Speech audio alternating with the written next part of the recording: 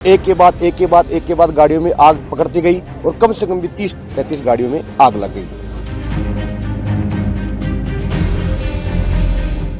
जयपुर में 20 दिसंबर को हुए टैंकर ब्लास्ट ने सबको हैरान कर दिया है। ये घटना इतनी बड़ी है कि मृतकों की शिनाख्त तक नहीं हो पा रही है। राज्य सरकार ने डीएनए टेस्ट के जरिए शवों की पहचान करने का निर्देश दिया है।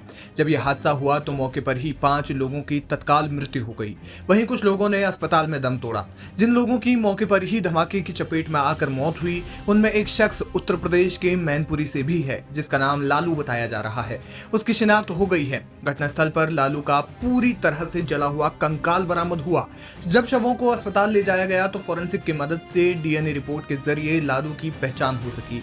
जैसे ही पता चला कि मृतक की पहचान लालू नाम के शख्स के रूप में हुई है, तो इसके बाद उसके परिजनों को घटना की सूचना दे दी गई।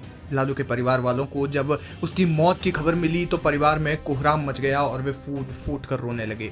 बताया जा रहा है कि लालू 4 भाइयों में तीसरे नंबर का भाई था। उसके माता पिता का रो रो कर बुरा हाल है। लालू के परिजनों का कहना है कि वो ट्रक या कंटेनर चलाता है और अक्सर घर आता जाता रहता है। अभी 5 दिन पहले ही वो घर आया था। जिस दिन ये घटना हुई उस दिन वह कंटेनर में गाड़ी को लोड करके जयपुर की ओर जा रहा था, लेकिन तभी यह हादसा हो गया। बताया जा रहा है कि जिस कंटेनर ट्रक को लालू चला रहा था वो कुछ मीटर की दूरी पर था, लेकिन जैसे ही एलपीजी कंटेनर की टक्कर हुई वैसे ही धमाके के साथ कई मीटर आगे और पीछे आग फैली और घटनास्थल के नजदीक मौजूद लोगों को बचने का मौका तक नहीं मिला। आग इतनी तेजी से उनकी ओर आई कि वे पल भर में ही आग का शिकार हो गए और कुछ ही देर में घटनास्थल एक शमशान घाट में तब्दील हो गया। मौके पर प्रशासन हरकत में आया और कड़ी मशक्कत के बाद आग पर काबू पाया जा सका। इसके बाद अग्निशमन विभाग की टीम ने कंटेनर के अंदर से लालू का शव बरामद किया। इस घटना की भयावह स्थिति के बारे में बताते हुए कांडोई अस्पताल के मालिक डॉक्टर रमन कांडोई ने कहा कि अलग अलग डिग्री के जले हुए लगभग 30 लोग मदद की गुहार लगाते हुए पहुंचे। उनका शरीर जल रहा था और वे दर्द से तड़प रहे थे। एक सर्जन के तौर पर मेरे लिए ये काफी खौफनाक मंजर था। इसके बाद उन्होंने और उनकी पत्नी जो एक डॉक्टर है, उन्होंने प्रारंभिक इलाज शुरू किया। इसके बाद एम्बुलेंस में एसएमएस अस्पताल पहुंचाया गया। घटना के बाद कांग्रेस नेता सचिन पायलट एसएमएस अस्पताल पहुंचे और हादसे में घायल हुए लोगों का हालचाल जाना। उन्होंने मामले की गंभीरता से जांच की मांग की है।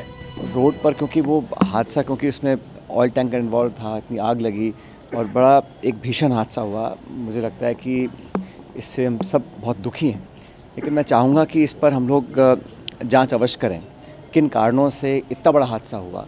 अगर वहाँ पर ट्रैफिक नियम की बात है, रोड कंस्ट्रक्शन की बात है, इनकम्प्लीट कंस्ट्रक्शन की बात है, या हाईवे पे जिस प्रकार की सावधानी बरतनी चाहिए हमने नहीं बरती है, उसका अध्ययन करना पड़ेगा। क्योंकि जैसे आबादी बढ़ रही है, यातायात के साधन बढ़ रहे हैं, उसी तरह हमारे एक्सीडेंट्स बढ़ रहे हैं और एक्सीडेंट्स न सिर्फ राजस्थान में पूरे देश में बढ़ रहे हैं।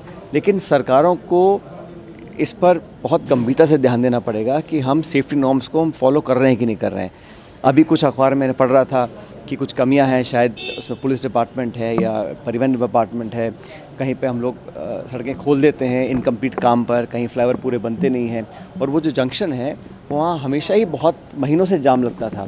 कई बार मैं भी जाम में फंसा हूँ, लेकिन इस प्रकार का हादसा होगा कल्पना नहीं करी थी। इसलिए आने वाले समय में अगर हमें ऐसी घटनाओं से बचना है तो बहुत सावधानी बरतनी पड़ेगी, न सिर्फ सरकार को लेकिन जो लोग भी हैं, हम लोग भी जो सड़कों पे चलते हैं थोड़ी सावधानी से काम करें। क्योंकि जिस प्रकार आग लगी है, लोगों की मौत, मैं देखकर बड़ा मन ख़राब हुआ। क्योंकि 70% 80% बर्न्स लोगों को हैं जो अभी आईसीयू भर्ती हैं और बहुतों की मौत हुई है। मैं बड़ा दुख हम सब लोगों को, उम्मीद करता हूँ कि ऐसी घटना कभी ना हो।